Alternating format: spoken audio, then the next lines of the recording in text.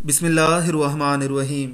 हज़रत अब्दुल्ला बिन अब्बास रज़ी अल्लाह ताला अन्हो फरमाते हैं कि हज़रत मूसा अलैहिस्सलातु वस्सलाम जब मिस्र से निकले तो उनके पास खाने की कोई चीज़ ना थी। सब्जियों और दरख्तों के पत्ते खाकर सफ़र तय करते रहे। जब मदियन पहुँचे तो बकरियों को पानी पिलाकर साए में बैठे तो भूख से बुरा हाल था।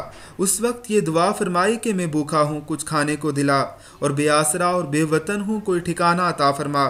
चनाचा अल्लाह ताला ने दुआ कबूल फरमाई और सारा बंदोबस्त फरमा दिया।